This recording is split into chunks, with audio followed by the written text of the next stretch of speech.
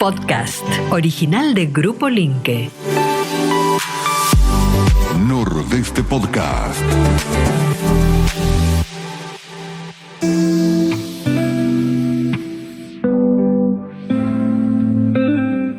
Claro que sí, es momento de cultura y de aprender. Un viaje en el tiempo realizamos en el día de hoy. ¿Cómo le va, Francisco Tete Romero? Buenas tardes. Muy buenas tardes, muchas gracias por esta posibilidad de compartir un poco de historia y cultura. Sí, señora. ¿Qué vamos a aprender en el día de hoy? Vamos a ir hacia 1585, Bien. 3 años antes de la creación de Corrientes, en el Chaco, pero no en cualquier lugar, sino en el Impenetrable, la primera ciudad española, fundada un 14 de abril de 1585. Ahí podemos ver exactamente el lugar.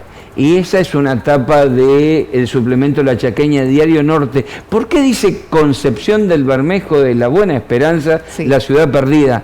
Porque hasta el año 1943, tapado por el bosque, no se sabía en realidad dónde estaba. Se sabía, por el acta capitular, que había sido fundado un 14 de abril de 1585, pero no se sabía dónde estaba.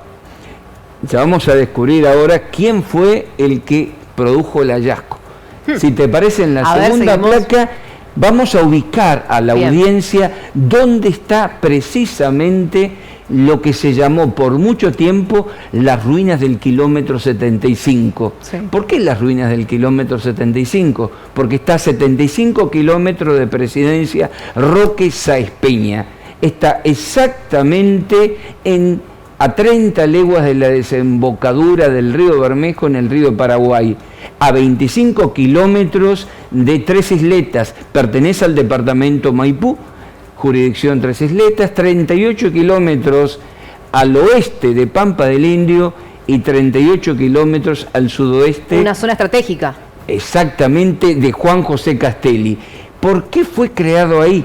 Porque la gobernación del Tucumán española necesitaba comunicarse con Corrientes, que todavía no había sido fundado, pero ya estaba por fundarse, con el litoral, con Buenos Aires y con el Paraguay. Fueron creadas 2 ciudades en la zona, digamos, del Gran Chaco.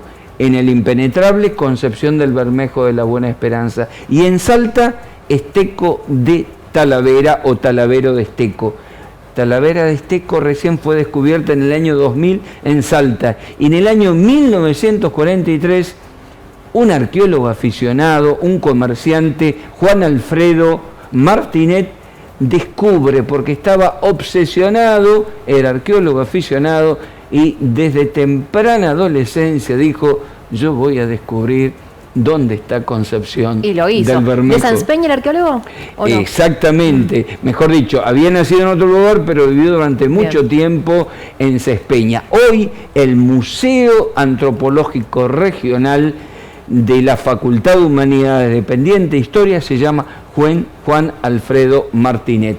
Ahí podemos ver exactamente dónde está ubicado. La vieja ruta nacional que llamábamos 95 pasa y nosotros pasa al costado de lo que es el cartel identificatorio que puso la Facultad de Humanidades de la Universidad Nacional del Nordeste de: aquí están las ruinas de el kilómetro 75, Concepción del Bermejo.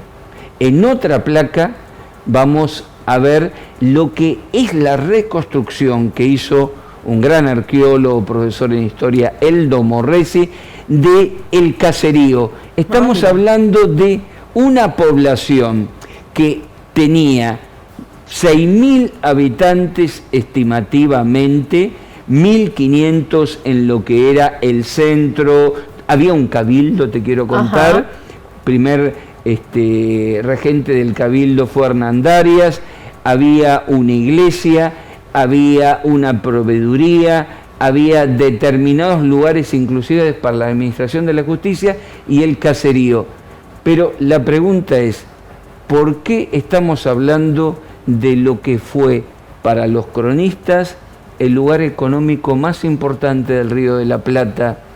Porque allí estaba asentada la primera gran colonia agricultora del Río de la Plata.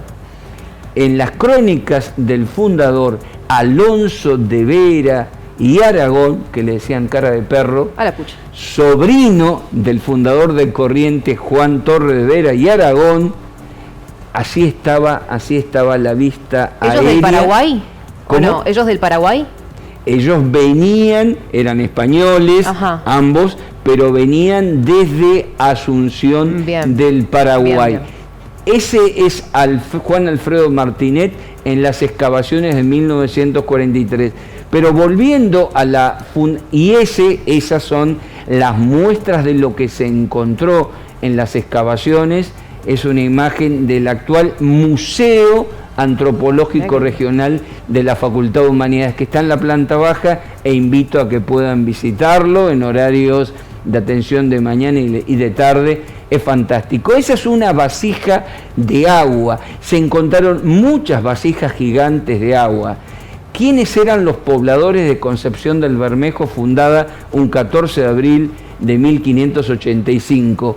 Los primitivos habitantes del Chaco, Matalá, Guatalá, de habla tonocoté, que eran agricultores y labradores. Lo dice en sus crónicas Alonso de Vera y Aragón: nunca vi pueblo tan agricultor. Llegaron a tener, además porque eran hilanderos, 400 telares. Introdujeron el telar vertical, cultivaban la mandioca, el algodón, el cáñamo, 2 cosechas de maíz.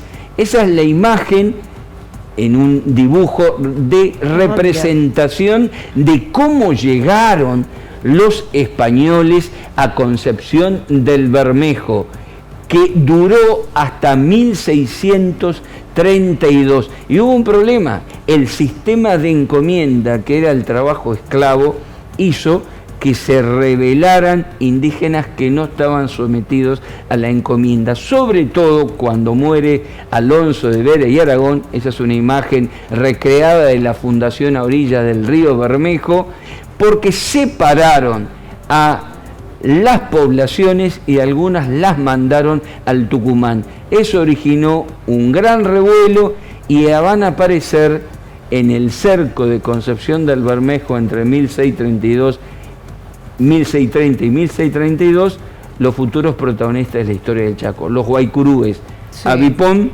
Mocoy y Tobas y Com, sí. Los que en alianza con la Confederación Calchaquí, que eran los que estaban en el noroeste peleando con los españoles, van a hacer que se tengan que ir ante los asedios, y con el fin de Concepción del Bermejo, ese es Hernandarias, el primer alcalde de Concepción del Bermejo, que es un alcalde criollo porque había nacido en Asunción del Paraguay.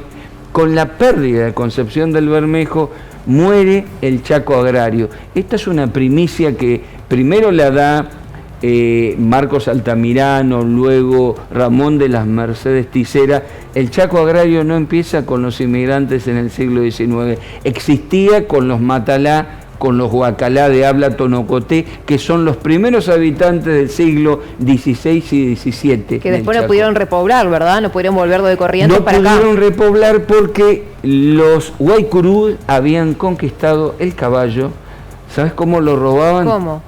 Hablándole al oído a los caballos, los domaban sin castigarlos y conquistaron lo que se llama el caballo. Esa es una recreación del cerco de Concepción del Bermejo, y desde el siglo XVII en adelante, hasta la campaña de 1884 de Victorica, los guaycurúes, Avipones primero, Mocoy y Com, serían los dueños del Chaco.